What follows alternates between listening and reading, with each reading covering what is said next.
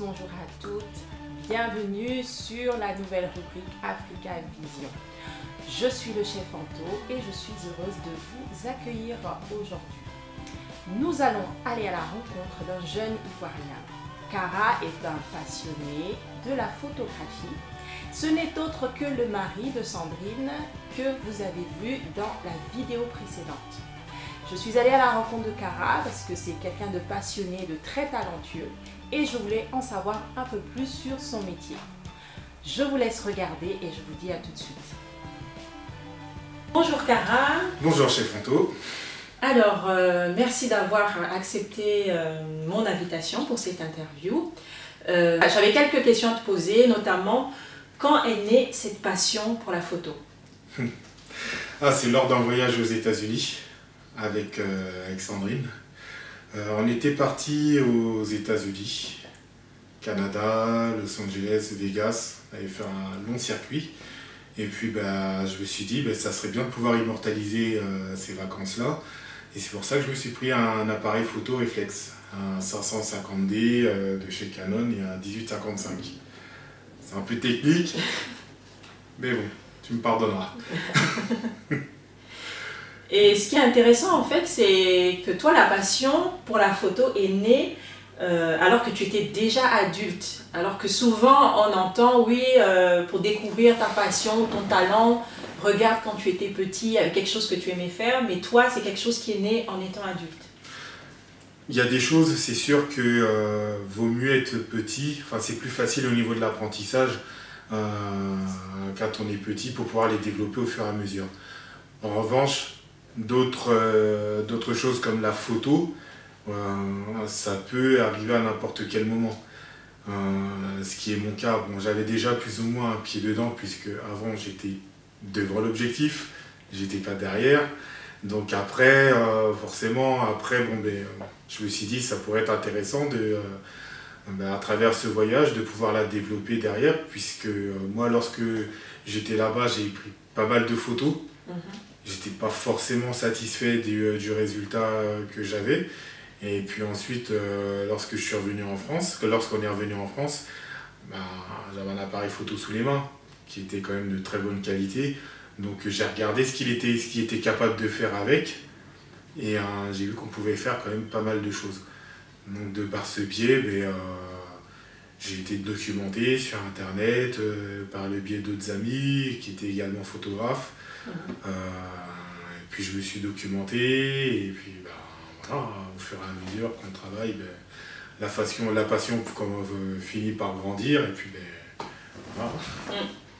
En fait, il y a beaucoup qui pensent, lorsqu'on est autodidacte, parce que toi tu as commencé en tant qu'autodidacte, il n'est pas nécessaire de se former. Toi, par rapport à ce domaine de la photographie, qu'est-ce que tu en penses? On commence tous quelque part. Après, être autodidacte c'est pas interdit. On peut, bien au contraire. C'est comme ça même qu'une passion se crée. Mais c'est quand même important de pouvoir la valoriser par le biais d'une formation ou par le biais de stages. Il faut à un moment donné passer par cette case-là. Je dis pas que c'est impossible d'y arriver. On peut très bien y arriver, mais on mettra plus de temps. On mettra plus de temps. Tout seul, on mettra toujours plus de temps qu'avec quelqu'un qui t'enseigne. Bien sûr. Oui. En fait, ce que là tu veux dire, c'est qu'il est important même aussi de travailler pour quelqu'un qui est déjà plus avancé dans le domaine que l'on souhaite faire. Oui, parce que c'est lui qui va nous montrer, sinon il y a des erreurs que lui il a commis, que nous on va pas forcément pouvoir refaire, on va pas forcément faire les mêmes erreurs, parce que je sais pas moi comment dire ça. Moi par exemple, pour rester dans le domaine de la photo, j'ai mis pratiquement un peu plus de 6 mois à pouvoir passer en mode manuel. Alors qu'avant, je photographiais qu'en automatique. D'accord. Parce que c'était un domaine qui était complètement inconnu pour moi. Et lorsque j'ai fait quelques stages ben, déjà ça m'a décomplexé par rapport à ça. Et puis ben, forcément on apprend plus. On apprend plus. On nous montre ces bases-là, on nous dit comment faire, etc. Et ensuite on prend confiance aussi. On prend confiance parce qu'on gagne en technique également. Tu me disais tout à l'heure que tu as dû être le disciple de quelqu'un pendant plusieurs oui, d'un photographe renommé, oui, j'emploie bien ce terme parce que bon, pour lui j'étais un assistant, mais pour moi j'étais vraiment un disciple parce que pour moi c'était important d'apprendre. C'était important d'apprendre, donc j'essayais de le mettre vraiment dans les meilleures conditions possibles pour qu'il puisse réaliser ses prises de vue et pour qu'il puisse m'enseigner également. D'accord. Et à chaque fois que tu travaillais avec cette personne, est-ce que tu étais toujours payé? Non, pas toujours. Pas toujours. Ça pouvait arriver qu'il me donne rien. Ça pouvait arriver aussi qu'il me paye. Mais moi, étant donné que j'étais parti dans un état d'esprit où je devais apprendre, donc on paye en général. Et oui. On paye en général pour pouvoir apprendre. Bien sûr, donc là, il y a quelqu'un qui te le fait gratuitement. Si de temps en temps, il te donne quelque chose, c'est... Oui, c'est exceptionnel. C'est exceptionnel. Quand on va à l'école, on ne nous paye pas pour aller à l'école. Bien sûr. Alors, voilà. Bien sûr. Alors, j'avais une autre question. Est-ce que tu as rencontré des obstacles par rapport à ton domaine? Et si oui, comment tu as fait pour les gérer? Oui. La frustration. La frustration de ne pas y arriver. Quand on voit des images à droite, à gauche, puisque aujourd'hui notre monde est bouleversé par ça. On voit des images HD un peu partout. Et forcément, le fait de travailler dedans, dans l'image, on a forcément envie de pouvoir les réaliser. Mais quand on n'y parvient pas, il faut pouvoir le gérer. Il faut être capable de se dire, ok, là j'en suis là, je ne suis pas encore à ce niveau, il faut travailler. Mais il faut déjà pouvoir se fixer des objectifs à long terme, à moyen terme, et à travers ces objectifs-là, mettre les moyens pour pouvoir les atteindre, tout simplement. Je pense que les difficultés que j'ai rencontrées, c'est à un moment donné, pour pouvoir les gérer, déjà, moi j'ai posé mon appareil photo et réfléchi à toutes les difficultés que j'ai rencontrées et point par point, essayer de voir déjà comment est-ce que j'ai pu arriver à ces difficultés et trouver une solution à travers, tout seul déjà personnellement, ou bien en discutant avec son réseau pour pouvoir y arriver par la suite. Une autre question, dans notre communauté, souvent on dit oui, les Africains ils n'aiment pas travailler ensemble, y a beaucoup qui préfèrent travailler tout seul dans leur coin. Est-ce que toi, par rapport à ta passion, il t'arrive de faire des partenariats avec d'autres photographes ou même avec des personnes qui ne sont pas du métier? Alors, déjà il faut savoir une chose, c'est que la photo c'est un métier quand même, c'est un domaine quand même où il faut le savoir, où on travaille seul. Faut le savoir. Maintenant, ça ne nous empêche pas de pouvoir travailler ensemble. Moi, je connais un très bon photographe, William Diamel, avec qui on échange constamment sur nos pratiques, sur de la technique, sur de la prise notamment au niveau de la prise de vue ou bien au niveau de la post-production. C'est quelqu'un avec qui on échange régulièrement. Ensuite, moi je travaille aussi en partenariat, je me suis mis en partenariat avec un vidéaste. Pour moi c'est primordial.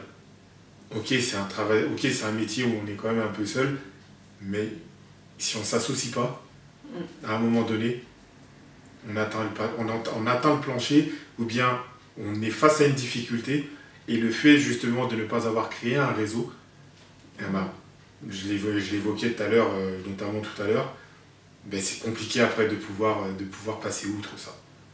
Donc pour moi c'est primordial à un moment donné de pouvoir s'associer, se mettre en partenariat avec des personnes de son domaine, ou d'ailleurs d'autres domaines aussi, parce que ça crée justement des ouvertures, ça élargit le réseau.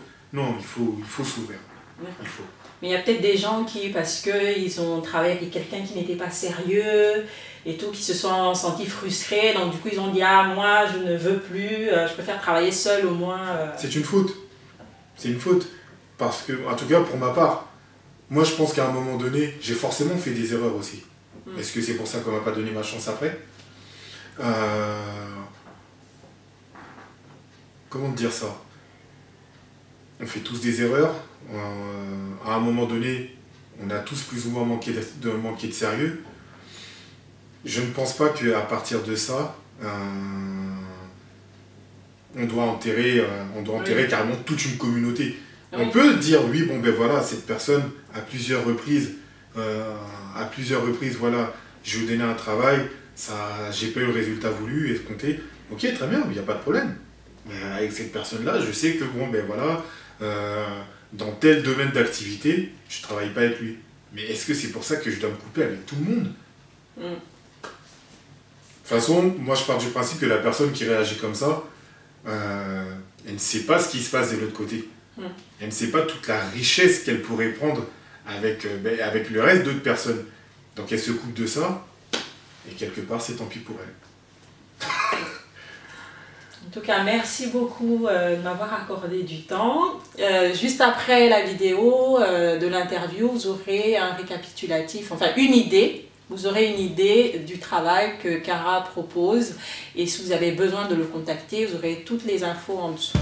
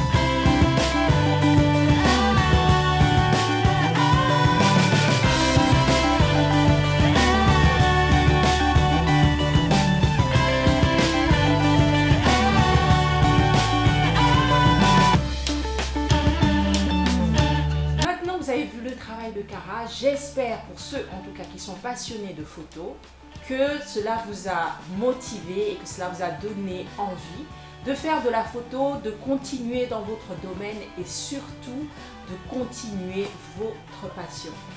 Dans tous les cas, il y a 4 points importants que j'ai relevés dans le témoignage de Cara. La première chose, c'est que votre talent, vous pouvez le découvrir en étant adulte. Souvent on nous dit, j'entends souvent de la part de certains coachs, oui mais oui tu as des talents, essaye de voir quand tu étais petit, il y a quelque chose que tu aimais faire et tout. Il y a des choses que l'on aime faire étant petit mais qui se révèlent, qui sont beaucoup plus claires en étant adulte. Par exemple dans le cas de Cara, c'est quelqu'un qui peut-être très jeune, qui aimait observer, quelqu'un qui aimait reproduire par un dessin ce qu'il voyait et tout, qui sont des aptitudes naturelles pour être un bon photographe. Quand on est avec des aptitudes. Et au fur et à mesure que ces aptitudes sont aiguisées, ces aptitudes nous orientent vers un métier. Ces aptitudes-là seront développées.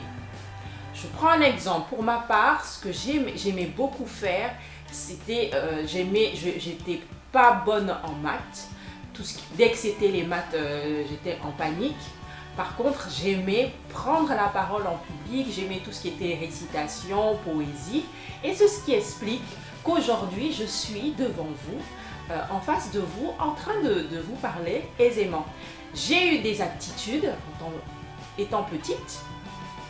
Et ces aptitudes-là, en les développant, font qu'aujourd'hui, je peux me tenir devant un public et parler de ma passion, donner des conseils et parler de plein d'autres sujets. On peut parler des heures et des heures sans que je ne sois fatiguée. Tout ça parce qu'il y avait une aptitude et l'aptitude en étant travaillée m'a orientée vers un métier qui exploite cette aptitude. Donc ne vous dites pas « Ah, je suis passionnée par la photo, mais quand j'étais petit, je n'aimais pas prendre en photo les gens ». Ça ne veut rien dire. Vous avez sûrement des aptitudes naturelles que vous avez depuis que vous êtes né. Et ces aptitudes-là, si vous regardez bien, ces aptitudes-là correspondent à un métier bien donné qui va exploiter ces aptitudes. Et ces aptitudes, il faut juste les développer. Il faut juste les développer. C'est pour ça qu'il est important pour ceux qui sont parents et qui regardent, de bien regarder vos enfants quand ils sont tout petits. Vous allez voir qu'ils ont des aptitudes. Il y a des choses qu'ils aiment faire et en fonction des aptitudes innées qu'ils ont, on pourrait dire, lui, en fonction de ces aptitudes-là qu'il a, je pense que c'est tel métier qui correspondrait plus. La deuxième chose que j'ai relevée dans le témoignage de Cara, c'est l'importance de la formation. Autodidacte, c'est bien. Mais souvent on est limité et on perd beaucoup de temps. Le fait de vous former par des stages, par des tutoriels, aujourd'hui on est en 2016, il y a tellement de choses sur Internet, YouTube. Une fois j'avais un problème avec ma baignoire et tout, j'ai juste tapé sur YouTube comment réparer sa baignoire. Et ben, j'ai eu une vidéo où quelqu'un expliquait, vous avez tel problème dans votre baignoire, voilà comment réparer.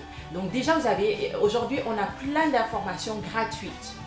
Sauf que les informations gratuites dont on dispose ne suffisent pas. Il faut aussi, et c'est le troisième point, se mettre sous le mentorat de quelqu'un. Ça, c'est important. C'est important d'avoir un mentor, de quelqu'un qui nous forme, quelqu'un avec qui on peut vraiment échanger, quelqu'un avec qui on parle, quelqu'un qui vous parle des erreurs qu'il a commises et qui vous permet de les éviter. Quelqu'un aussi qui, sous sa structure, vous permet, vous, vu que plus tard, vous souhaitez aussi avoir la même structure, vous permet, vous, de savoir comment on gère les clients, comment on gère les conflits ou les litiges avec des clients, comment on prépare une offre, comment on fait de la publicité. Tout ça, c'est important et c'est des choses qu'on apprend quand on travaille pour quelqu'un. Et il y a une citation que j'aime beaucoup qui dit que si vous êtes fidèle à autrui, on vous donnera ce qui vous appartient. Si vous êtes fidèle à autrui, on vous donnera ce qui vous appartient. Des fois, je vois des personnes qui lancent une entreprise, mais qui n'ont jamais travaillé pour quelqu'un, qui n'ont jamais vu, enfin, qui sortent de l'école et direct, sans stage, sans rien. Moi, je pense que c'est dangereux dans le sens où il est important de se former, mais au réel, de vivre vraiment la réalité de l'entreprise, de vivre réellement la réalité du métier. Vous imaginez un médecin qui a juste appris dans les livres et puis après qui vient vous tripoter et tout, dire bon, on va opérer ci, on va opérer ça, alors qu'il n'a jamais été interne dans un hôpital, il n'a jamais travaillé avec un chirurgien ou quelqu'un qui fait la même spécialité que lui et il va venir toucher votre corps. Personne ne fait ça. Alors pourquoi dans votre métier, vous voulez vous lancer sans avoir travaillé pour quelqu'un? La quatrième chose que j'ai relevée dans le témoignage de Cara, qui est importante, c'est le fait de travailler ensemble. Dans notre communauté, et je pense que c'est plutôt francophone, souvent le concurrent, on le regarde un peu, voilà, ah non il ne faut pas toucher ci, ah non il ne faut pas toucher ça, ah non moi je ne veux pas travailler, je ne veux pas qu'on sache ce que je fais, je ne veux pas qu'on connaisse ma recette et tout. Vous savez, le talent vous l'avez et personne ne peut vous le voler. Vous pouvez inventer une recette en dehors des appareils où c'est quelque chose, comment dire, de figé. C'est-à-dire l'appareil, si je montre comment je fais un cube, vous refaites la même chose, c'est quelque chose de figé. Donc pour ça, pour protéger, il y a des brevets. Mais pour les recettes de cuisine, notamment en France, il n'y a pas de brevet. Mais vous savez quoi? La façon dont je cuisine, il n'y a personne personne ne pourra cuisiner comme je fais. Tout simplement parce que quand je cuisine, je transmets quelque chose. Quand je cuisine, je transmets ma passion, je transmets mon âme, je transmets mes émotions au travers de ma cuisine. Donc je peux vous donner la même recette, vous ne ferez jamais de la même façon. Et ça n'aura jamais le même goût. Tout simplement parce que moi, quand je cuisine, il y a quelque chose en plus du talent qui émane de moi et qui ne vient que de moi et que personne d'autre n'a, qui fait que ce sera forcément différent. C'est pareil pour n'importe quel métier.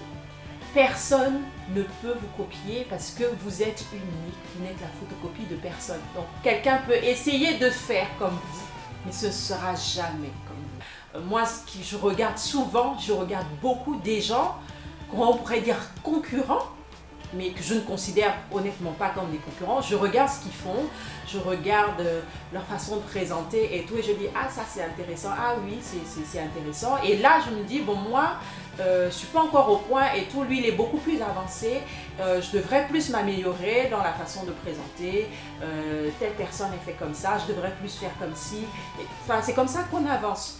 On ne peut pas progresser seul. Si vous voulez progresser seul, je vous conseille d'aller sur une île déserte, vous êtes tout seul, vous n'embêterez personne, personne ne vous embêtera. En tout cas, j'espère que le témoignage de Cara vous a beaucoup apporté. Je vous dis tout simplement à très bientôt sur Africa Vision.